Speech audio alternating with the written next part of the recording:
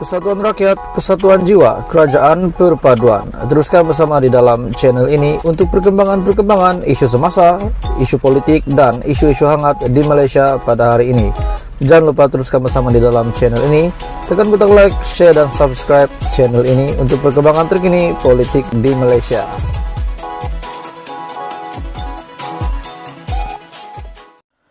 Baru-baru ini, Raja Petra Kamarudin melalui entry terbarunya di Twitter RPK. Satu kenyataan yang bagi saya sangat tidak relevan dan sangat mengejutkan, menghina Malaysia, menghina kepimpinan di Malaysia. Kenapa saya kata menghina kepimpinan?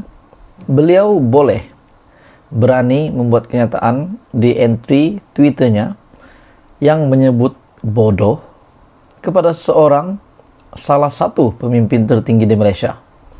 Jadi ini satu perkara yang pasti menjatuhkan marwah negara Malaysia di mata dunia. Hari ini beliau berada di UK. Adakah disebabkan beliau tidak berada di Malaysia, beliau berani membuat kenyataan sebegini? Sebelum saya meneruskan isu hangat hari ini, saya meminta jasa baik kamu untuk share video ini kepada seluruh Malaysia supaya mereka juga tahu apa yang dilakukan oleh Raja Petra. Jangan lupa tekan butang like dan subscribe. Oke baik teman-teman dan bapak semua. Melalui satu entry terkini daripada Twitter Raja Petra bin Raja Kamarudin dalam bahasa Inggris, beliau berkata, "Someone needs to inform this moron the difference between kerajaan perpaduan and kerajaan gabungan. That's like not understanding the difference between anak dara and janda," kata Raja Petra Kamarudin setelah Zaid Hamidi ataupun satu berita rasmi daripada Malaysia Gazette RPK menyentuh tajuk ini, yaitu tahun 2023 Timbalan Perdana Menteri harap rakyat berganding bahu bawah kerajaan perpaduan. Jadi itu adalah kenyataan daripada Timbalan Perdana Menteri di mana Zaid Hamidi sendiri berkata rakyat berganding bahu kerajaan perpaduan, di bawah kerajaan perpaduan. Lalu Raja Petra telah memberikan reaksi yang sangat ganas di Twitternya dengan berkata, "Someone needs to inform this moron." Jadi adakah relevan Raja Petra bin Raja Kamarudin ataupun RPK membuat kenyataan begini? Saya rasa ini sudah pasti memalukan. Ada yang kata, there is no difference between a kerajaan perpaduan and a kerajaan gabungan of PHBN JRS GPS. The end result will be the same. Either way, we got enjoy the climax. Datuk Seri Anwar Ibrahim as Prime Minister 10 Prime Minister. It's the same with anak dara, janda analogy. You can do either one and still reach your climax. Ada yang kata, meroyan tak habis-habis Raja Petra ni. Kalau tak ada perkara baik nak offer, maka kau boleh diam. Betul, saya setuju. Sekiranya beliau tidak ada apa-apa cadangan perkara baik yang boleh dicadangkan untuk kerajaan Malaysia hari ini di bawah pimpinan Datuk Seri Anwar Ibrahim, kenapa beliau tidak offer sesuatu ataupun paling bagus diam? Ini sehingga menyebut moron, yaitu bodoh, Timbalan Perdana Menteri Malaysia pada hari ini. Katanya dulu beliau RPK adalah Macai BN. Sekarang tukar pula jadi Macai PN. Tak habis-habis dengan dendam. Sudah tua, bawalah beramal. Biar Tuhan yang mengaturkan perjalanan kerajaan yang ada. Dia lebih maha mengetahui. Saya sangat setuju dengan kenyataan salah satu saudara ini. Jadi RPK membuat kenyataan begini, saya rasa saya sangat tidak setuju. Apa komen Anda? Adakah Anda setuju dengan kenyataan daripada RPK yang mengatakan someone needs to tell this moron, yaitu menunjukkan kepada Timbalan Perdana Menteri? Walaupun di Malaysia sudah pasti ada yang tidak menyokong Zaid Hamidi, bukan saja sebagai Timbalan Perdana Menteri, bahkan sebagai pengurus UMNO, pengurus CBN. Tetapi perlukah sehingga nak kata begini di media? Ini pasti memalukan nama Malaysia. Ada yang kata politik Malaysia hari ini mungkin masih lagi tiada penyelesaian yang sempurna dan ideal, at least dalam jangka masa singkat ataupun pendek. Apa kata kalau kita beri sedikit masa dan ruang dan kepercayaan atau benefit of the doubt kepada Datuk Seri Anwar Ibrahim? Kita tengok. Jadi, tuan-tuan dan puan-puan semua, ini satu penghinaan besar kepada Anwar Ibrahim, kepada Timbalan Perdana Menteri, kepada seluruh kepimpinan Perdana Menteri dan di dalam Kabinet Kerajaan Perpaduan.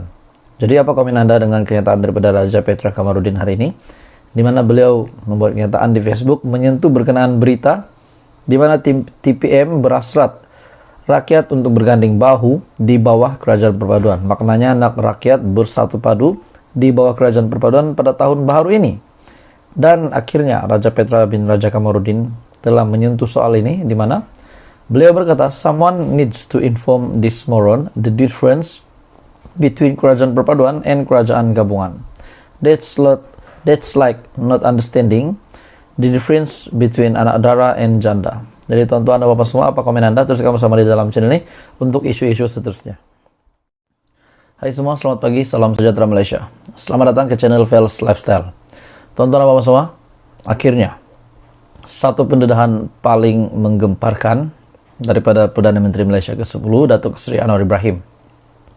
Akhirnya pendedahan ini paling mengejutkan semua pemimpin politik di Malaysia. Duit berbilion yang dipunggah oleh pemimpin-pemimpin yang terdahulu. Anwar Ibrahim telah membuat satu pendedahan yang paling serius, paling kau-kau akan diterima kepada seluruh pemimpin Malaysia sebelum ini. Tuan-tuan dan bapak semua, sebelum saya meneruskan isu hangat ini berkenaan dengan perkara yang paling penting, dana berbilion yang dipunggah bekas Perdana Menteri, bekas Menteri Kewangan, itu mesti dapat diambil semula. Ini adalah salah satu misi Datuk Seri Anwar Ibrahim yang besar. Sebelum saya teruskan, saya meminta kerjasama kamu, share video ini supaya lebih ramai rakyat Malaysia yang tahu tentang isu ini. Dan jangan lupa tekan butang subscribe, bantu saya untuk kembangkan channel saya. Oke, baik tuan-tuan dan bapak semua. Hari ini, baru-baru ini daripada Syahbudin.com. Seperti yang kita tahu, di luar kepada kelaziman, sambutan ambang tahun baru baru-baru ini di bawah era Anwar Ibrahim, kali pertama sebagai Perdana Menteri, dimeriahkan dengan munajat serta doa. Tiada sambutan dengan hiburan, nyanyian, pergaulan bebas, serta tembakan bunga api. Kali pertama juga perutusan khas tahun baru disampaikan oleh Perdana Menteri tanpa teks. Jadi ini adalah menunjukkan gambaran keikhlasan ketulinannya di dalam ucapan tersebut melalui hati Datuk Seri Anwar Ibrahim. Perutusan yang disampaikan pula penuh dengan pesanan serta nasihat. Sebagai pengajaran dan supaya tidak hilang pedoman, kisah-kisah lama sebenarnya perlu diceritakan semula agar sempadan tidak lagi mudah dilanggari. Katanya, kalau ada kesan pribadi kepada saya boleh maafkan, malah saya telah maafkan. Oke, baik tuan-tuan dan puan-puan semua. Perdana Menteri ke-10 Malaysia. Katanya negara akan selamat, terangkat martabat, serta harakatnya jika semua pihak mempunyai tekad untuk menghentikan amalan salah guna kuasa dan rasuah. Menurut Anwar Ibrahim, kerajaan yang dipimpinnya akan menamatkan amalan rasuah yang didakwanya menggunakan kepimpinan politik dan kedudukan dalam kerajaan sebagai kesempatan untuk memunggah kekayaan. Walaupun tidak menyentuh secara langsung pentadbiran ataupun nama senarai pemimpin yang dikatakan telah merompak duit kerajaan berbilion ringgit ini, beliau menyebut pihak berkenaan sebagai pernah menjadi Menteri Kewangan dan bekas Perdana Menteri. Saya nak sebut bahawa sikap kita jelas. Negara ini negara hukum. Badan penguatkuasaan diberi kuasa sepenuhnya. Antara beberapa nama yang bermain di dalam fikiran saya, yang pertama adalah Najib Razak. Beliau pernah menjadi Perdana Menteri, pernah menjadi bekas Menteri Kewangan juga. Begitu juga Mahathir Mohamad, pernah menjadi Menteri Kewangan dan Perdana Menteri. Adakah maksud daripada kenyataan Datuk Seri Anwar Ibrahim, bekas Perdana Menteri dan Menteri Kewangan ini adalah orang yang sama, ataupun seorang lagi bekas Perdana Menteri, seorang lagi Menteri Kewangan yang telah memunggah duit kerajaan berbilion-bilion ringgit?